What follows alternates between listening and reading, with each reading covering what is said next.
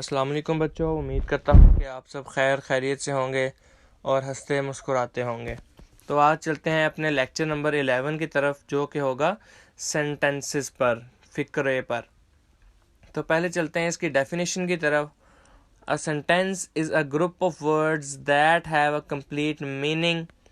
There are 3 parts of a sentence. कितने parts होते हैं सेंटेंस के? 3। और सेंटेंस क्या होता है? फ़िक्रा अल्फाज का मजमूआ है जो कि मुकम्मल मायने दे। एक सेंटेंस को हम तब तक सेंटेंस नहीं कहेंगे, एक लाइन को हम तब तक सेंटेंस नहीं कहेंगे जब तक कि वो मुकम्मल मानी ना दे।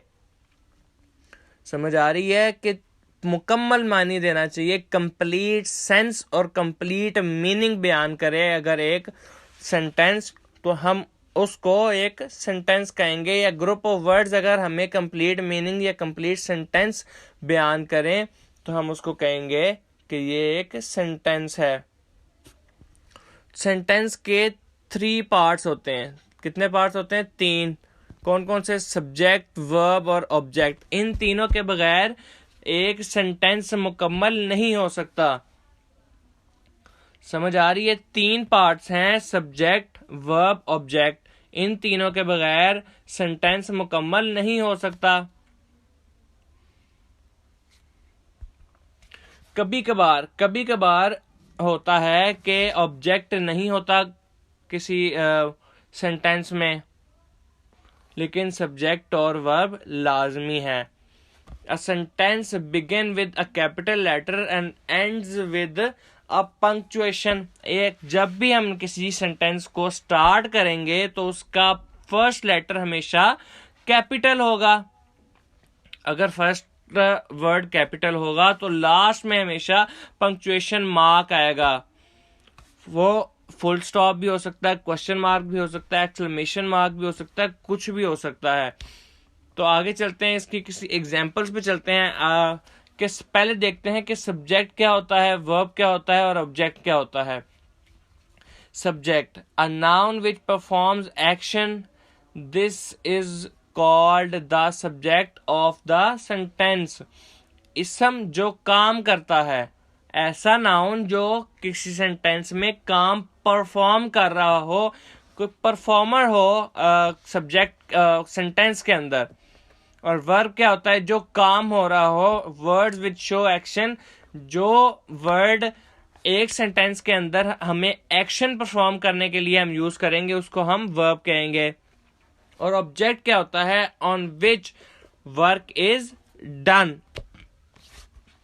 ऑब्जेक्ट्स भी जरूरी हैं एक सेंटेंस में, वर्ब भी जरूरी है, सब्जेक्ट भी जरूरी है। लेकिन कई सेंटेंसेस ऐसे होते हैं जिसमें ऑब्जेक्ट नहीं होता लेकिन सब्जेक्ट और वर्ब लाजमी है।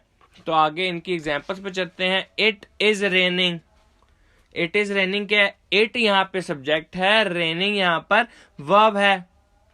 It is raining, helping word हमने यूज किया। इज एक हेल्पिंग वर्ड है तो हमने हेल्पिंग वर्ड के मदद से मुकम्मल किया एक जुमले को। तो अगले जुमले की तरफ चलते हैं। He is going. गोइंग एक वर्ब है, इज यहाँ पर हेल्पिंग वर्ड है और सब्जेक्ट क्या है? He. She plays cricket. Cricket की बात हो रही है तो ये ऑब्जेक्ट हुआ। काम क्या परफॉर्म हो रहा है? प्लेज। शी क्या है? नाउन या प्रोनाउन, तो उसको हम सब्जेक्ट कह देंगे।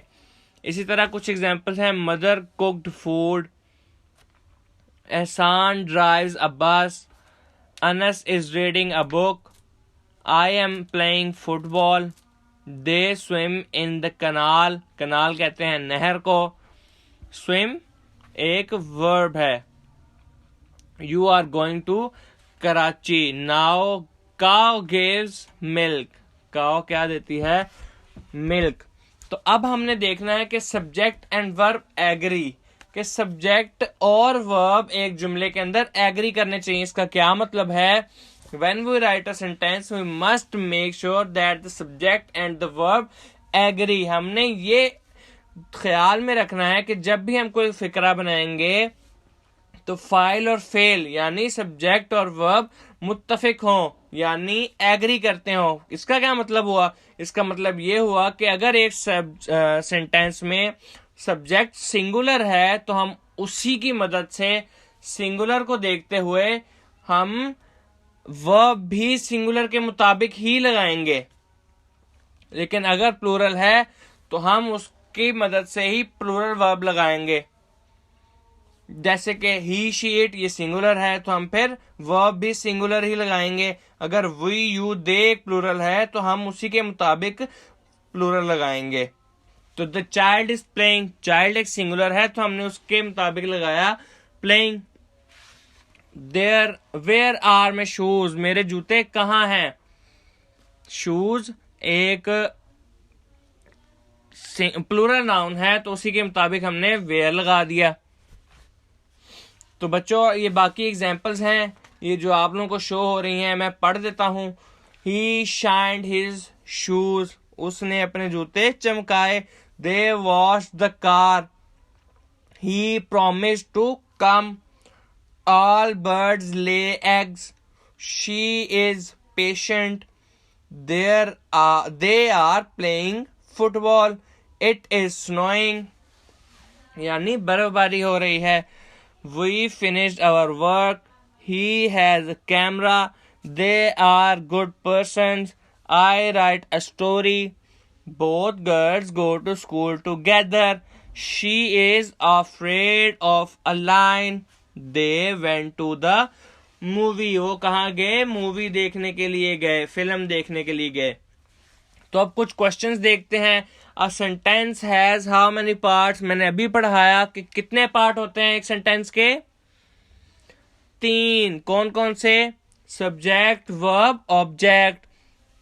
What does a subject do, file क्या करता है। हमने यहाँ पर सब्जेक्ट की डेफिनेशन जो आपको मैंने पढ़ाई थी सब्जेक्ट, वर्ब और ऑब्जेक्ट की, तो वह यहाँ पर सब्जेक्ट की वो डेफिनेशन मांग रहा है कि सब्जेक्ट क्या करता है। A noun which perform action, जो काम कर रहा हो, ऐसा फाइल जो काम कर रहा हो, जो खुद काम कर रहा हो, उसको हम सब्जेक्ट कहेंगे। What does a verb do, file क्या करता है, जो जुमले में जो काम हो रहा हो तो उसको हम वर्ब कहेंगे। अब आगे इसकी एक्सरसाइज पे चलते हैं कि right 5 simple sentences, use subject, verb and object in each sentence. आप लोगों ने कमेंट सेक्शन में 5 ऐसे जुमले लिखने हैं जिसमें सब्जेक्ट, वर्ब और ऑब्जेक्ट होंगे। फिर मैं बताऊंगा आप लोगों को कि ये सही है या नहीं। Separate subject, verb and object for the following sentences. नीचे 3 सेंटेंस दिए गए हैं, इनमें से आपने सब्जेक्ट, वर्ब और ऑब्जेक्ट अलग-अलग करने हैं। पहला मैं बताता हूं, दूसरा आप दोनों ने दूसरा और तीसरा आप लोगों ने बताना है। Shahid kicks the ball, Shahid यहाँ पर सब्जेक्ट है क्योंकि शाहिद एक काम परफॉर्म कर रहा है। द बॉल पे काम हो रहा है इसलिए द बॉल ऑब्जेक्ट हुई। और क्या काम परफॉर्म हो रहा है? किक्स।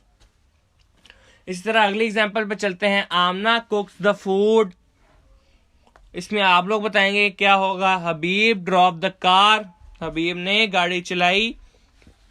इसमें सब्जेक्ट क्या होगा? हबीब। और वर्ब और ऑब्जेक्ट आप लोग बताएंगे। उम्मीद करता हूँ बच्चों आप लोगों को आज का लेक्चर समझ आया होगा। अगर कुछ नहीं समझ आता या कोई क्यूरी, कोई सजेशन है तो वो लाजमी बताएं। अल्लाह हाफिज।